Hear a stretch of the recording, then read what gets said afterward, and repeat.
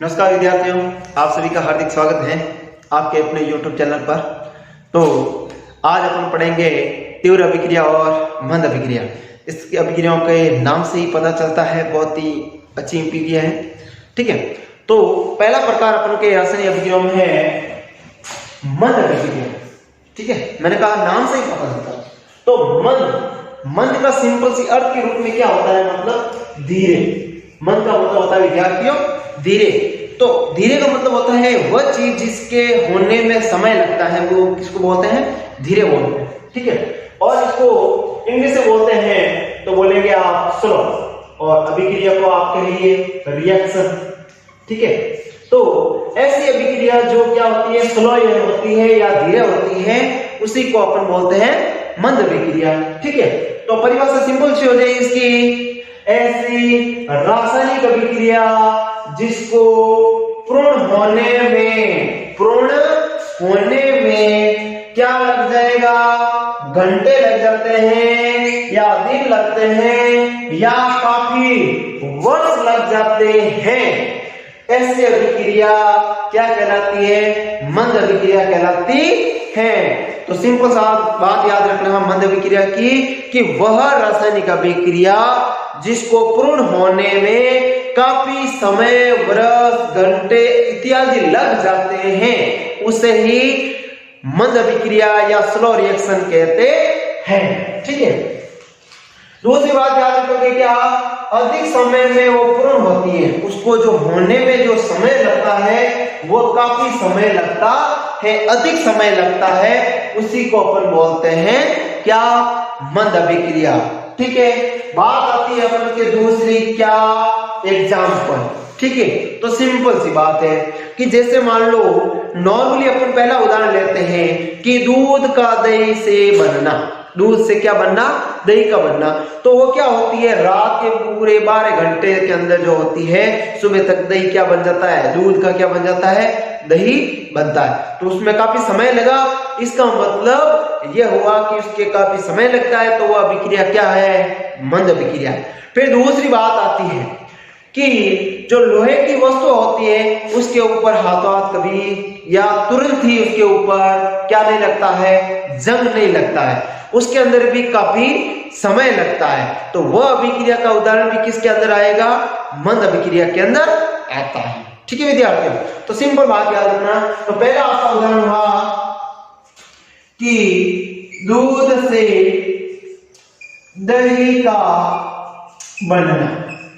ठीक है, तो उसके अंदर क्या है, समय लगता है। तो समय लगता है, समय की बात अपन के अंदर आई है यहाँ पे। ठीक है, घंटे, तो 12 घंटे के अंदर होता ही है, लगभग 12 घंटे होता है ना, तो उसके अंदर या दिन लग जाते हैं या वर्ष लग जाते हैं। तो दूध का दही में बनना ही एक, तो दूसरी बात याद रखना, ये कौन सा परिवर्तन है, रासायनिक परिवर्तन है। और उस पीछे लिया था अपन ने कि दूध का दही में बनना कौन सा परिवर्तन है, रासायनिक परिवर्तन है।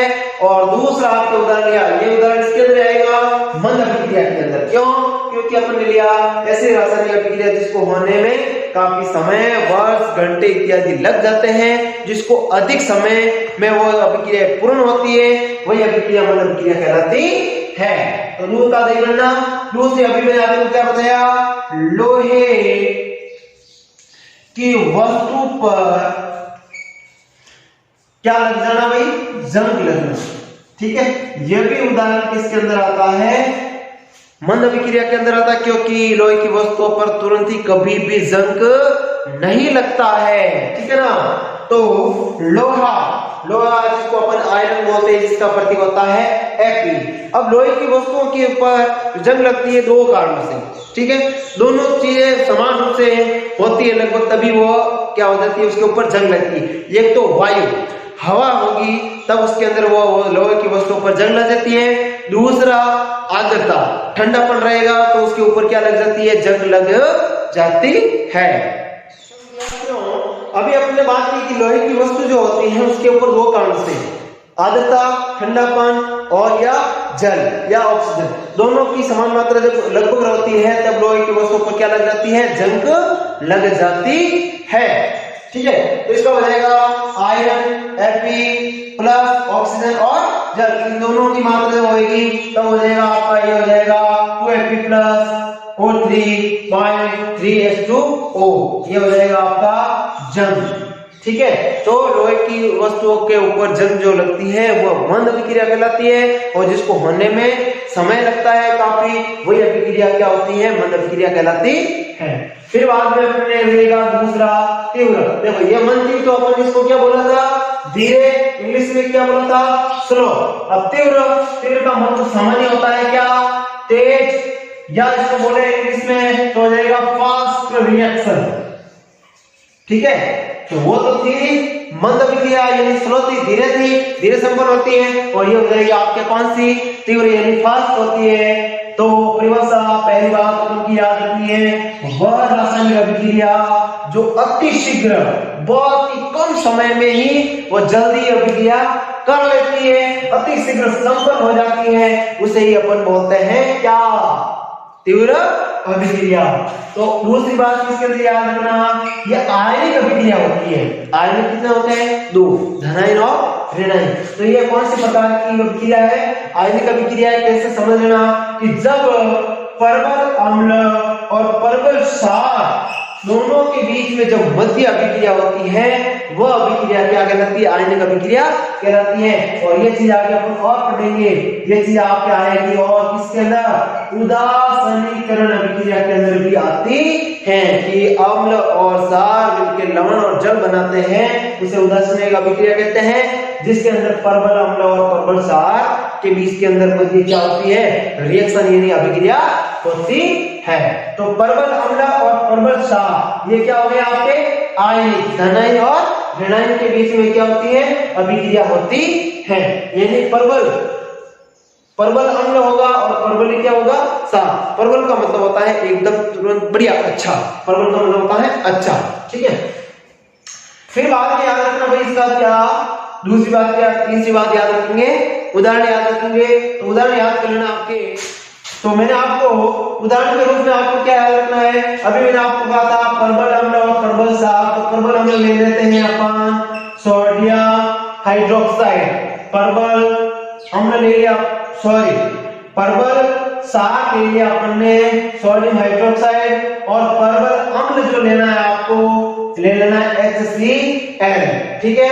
यानी इसका नाम हो जाएगा हाइड्रोक्लोरिक अम्ल और इसका नाम हो जाएगा सोडियम हाइड्रोक्साइड। ये परबल आपके क्षार है, यह आपके परबल अम्ल है। अब मैंने आपको अभी बताया कि परबल अम्ल और परबल क्षार दोनों के बीच में जब अभिक्रिया होगी तो कौन सी अभिक्रिया होती है, उदासीनीकरण। तो यहाँ पे आपके बढ़ेगा NaCl, क्या बढ़ेगा, NaCl प्लस यानी लवण सोडियम क्लोराइड, और आ जाएगा आपका जल। ये अभिक्रिया आपके आगे और आएगी, आपको पढ़ेंगे कि परबल अम्ल और परबल क्षार की जो मध्य अभिक्रिया होती है उसके अंदर लवण और जल बनते हैं, उसी अभिक्रिया को क्या कहते हैं, उदासीनीकरण कहते हैं। क्यों, क्योंकि यहाँ पे तो इसका pH मान होता है, कितना होता है, 7 होता है, इसीलिए उसको बोलते हैं उदासीनीकरण अभिक्रिया कहते हैं। तो सोडियम हाइड्रोक्साइड, सोडियम हाइड्रोक्लोरिक अम्ल के द्वारा किसका निर्माण होता है, लवण का, नमक का, सोडियम क्लोराइड और जल का निर्माण होता है, वो अभिक्रिया क्या कहलाती है, उदासीनिक अभिक्रिया होती है। और ये बहुत ही तुरंत अभिक्रिया होती है, इसीलिए इसका नाम पड़ा है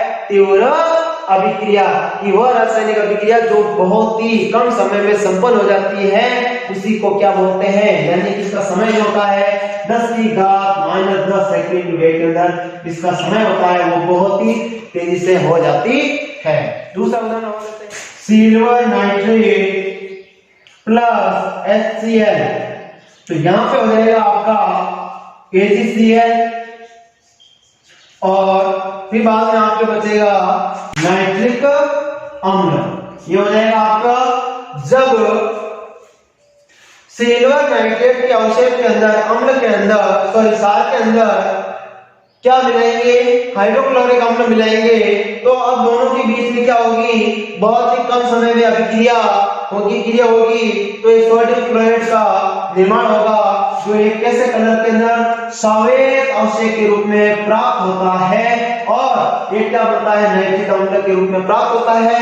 यह भी अभिक्रिया बहुत ही कम समय में संपन्न हो जाती है, इसीलिए इसको तीव्र अभिक्रिया कहते हैं। सोडियम हाइड्रोक्साइड और हाइड्रोक्लोरिक अम्ल के द्वारा नमक और जल का निर्माण, ठीक है।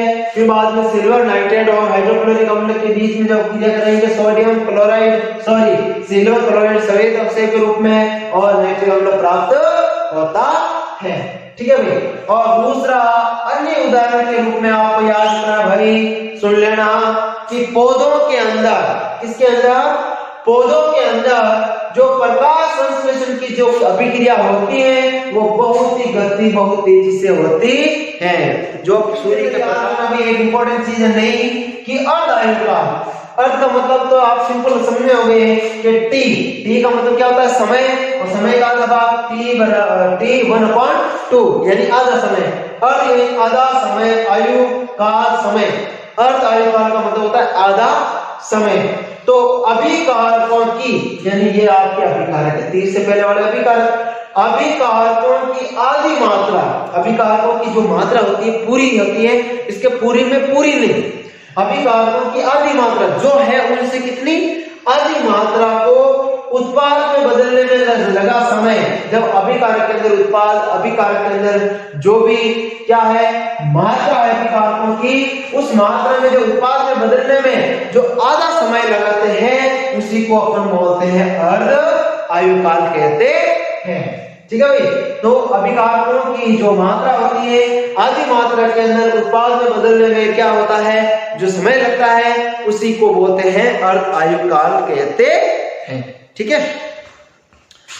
तो सिंपल बात याद रखना भाई, अपन के था अर्ध आयुकाल, तो अर्ध आयुकाल का मतलब होता है कि जो भी अभिकारक यानी कि आपके अभिकारक है उस अभिकारकों की आधी मात्रा जितनी है उनसे क्या आधी 1/2 आधी मात्रा को उत्पाद में, किसमें, उत्पाद में बदलने में जो समय लगता है उसी को अर्ध आयुकाल कहते हैं। तो ये बात सिंपल याद रखना है कि अभिकारकों की जो मात्रा होती है उसको उत्पाद में बदलने में जो समय लगता है वो कितना होता है, आधी मात्रा की जरूरत होती है, उसी को बोलते हैं अर्ध आयुकाल। बहुत ही सिंपल अभिक्रिया है, अपने तीव्र अभिक्रिया और मंद अभिक्रिया नाम से ही पता चलता है। आज के लिए इतना ही।